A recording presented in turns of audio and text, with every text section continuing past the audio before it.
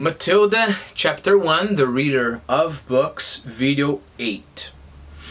I don't have any questions, so let's go. It is bad enough when parents treat ordinary children as though they were scabs and bunions. But it becomes somehow a lot worse when the child in question is extraordinary, and by that I mean sensitive and brilliant. Okay, as though is the same thing as if. She treats everybody as though they were her employees. Okay, they are not her employees, but she treats them as though they were her employees. Okay. Bunion. I put a picture of a bunion there. It's it's a kind of deformity people get on their feet, when the big toe here starts going in this direction, and then a kind of protuberance grows here. It's very hurtful, it's very painful for people who have it. Okay, take a look at the picture there, you will understand, but keep in mind is the deformity on the foot that makes walking, for example, and putting shoes and etc. very painful. Okay, one thing here is extraordinary. All right, he didn't write extraordinary, he wrote extraordinary. Why? And then there's a hyphen there. You can take a look at the description if you're following the video, the reading, right? Because the narrator wants us to remember that in the beginning of the story, he described many kids that were ordinary, like regular kids, or even worse than that. Okay? This little girl, she's not just very good, she is extraordinary. All the ordinary kids are here, she's more than that. Remember the word extraterrestrial, right? We have the Earth here, and then we have the ET that is extraterrestrial, outside the Earth, right? Okay, but then there is a very, very, very important thing here. She's very sensitive. If you think about it, maybe your first impulse will be understanding sensitive as, the general thing people understand.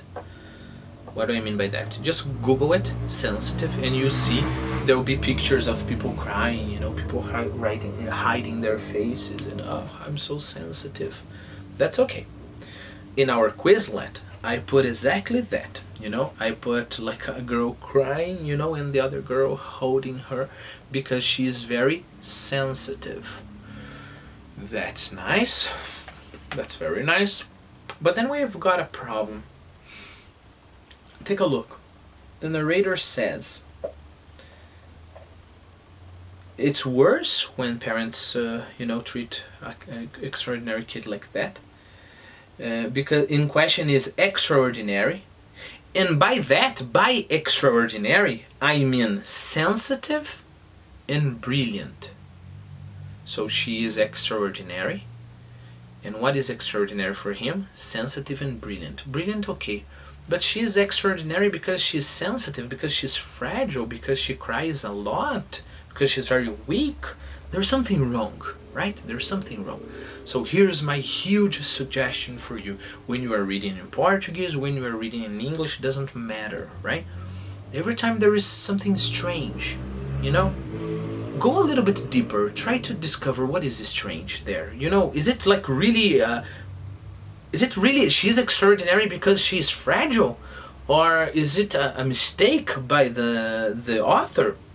Okay, how can we pursue that question? Let's open the free dictionary here. The free dictionary, remember, is the dictionary I always suggest you to use. And we will discover that the sensitive we have in mind, and we can see in the pictures, is just the fifth meaning of sensitive, that is easily hurt, upset, or offended. For example, teenagers tend to be especially sensitive about their appearance. But before that, we have capable of perceiving, of realizing, of noting, with a sense or senses. You use your sense, your vision, your hearing, your taste, your touch, in order to perceive things, okay? Or even, then we have another meaning number 3. Susceptible to slight differences or changes in the environment, right? So, Matilda, it's not that she gets hurt easily. The context doesn't fit. It means that she perceives things very fastly. Let's imagine, I don't know, I enter a room, and I look at Peter and Susan. They are my old friends, and they are married. And we start having dinner. And right in the beginning, right when I enter the room, when I'm about to sit, I think to myself, there is something wrong between them. I think they have fought. They didn't say anything. When I entered the room, they weren't spanking each other or anything, right? But I'm very sensitive to these things. I can feel it, There is a strange mood here, okay? You can be sensitive to other things, right? You can be sensitive to temperature as well. You can be sensitive, to, roughness of a fabric or whatever, right? So that's the kind of person Matilda was, okay? So let me read it one more time, and you tell me if you have problems. It is bad enough when parents treat ordinary children as though they were scabs and bunions. But it becomes somehow a lot worse when the child in question is extraordinary, and by that I mean sensitive and brilliant. Matilda was both of these things, but above all, she was brilliant. Her mind was so nimble, and she was so quick to learn, that her ability should have been obvious, even to the most half-witted of parents. Nimble is quick and skillful. In our Quizlet, I put a picture of a ninja. All right? This guy is very nimble. Half-witted is a way to say stupid.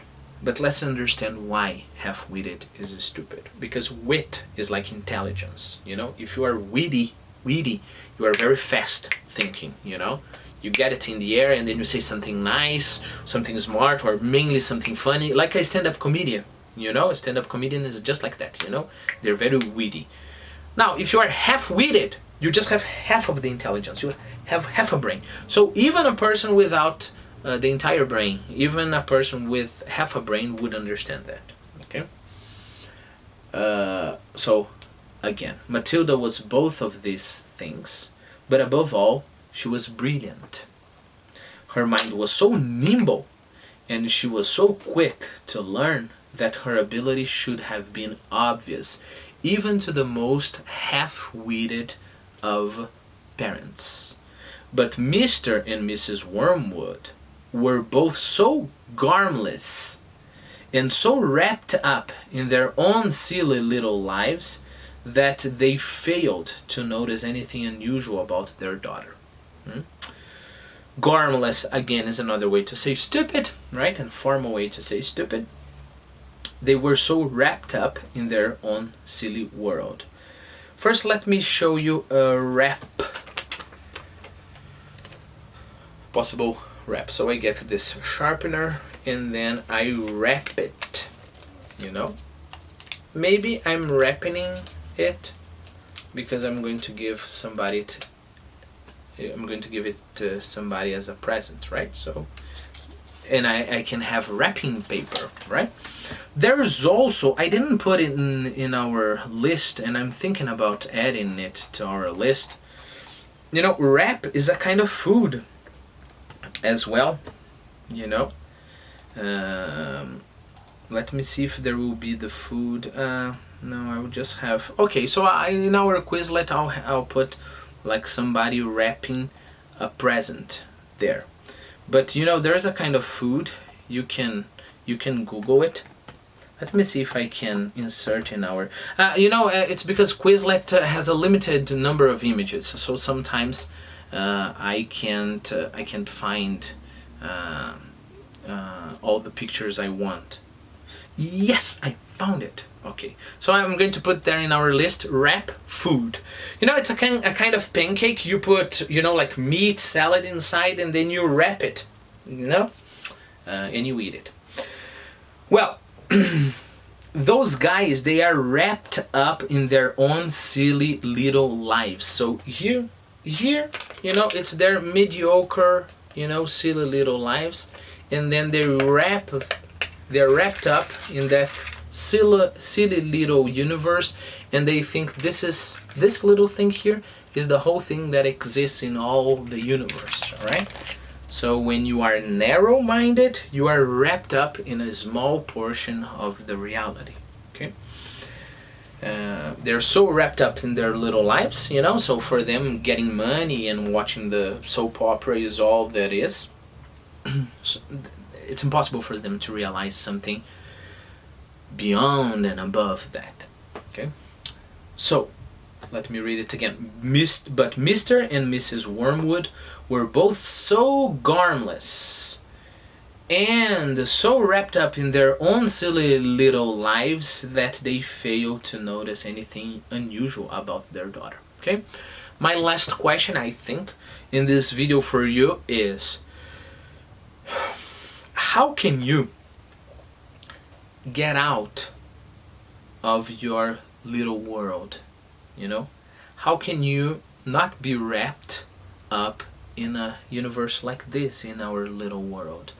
Well, I'm not going to give you options, right? Of course, I know, and it's important that you know, that it's impossible to just get out of the world I am in. I am in this little world, alright? I know some books, some other books I don't know. I know some things. I live in a place, a certain place. I live in Curitiba. So yes, I will be always at a certain level wrapped up in my little world. But how can I try to expand my little world?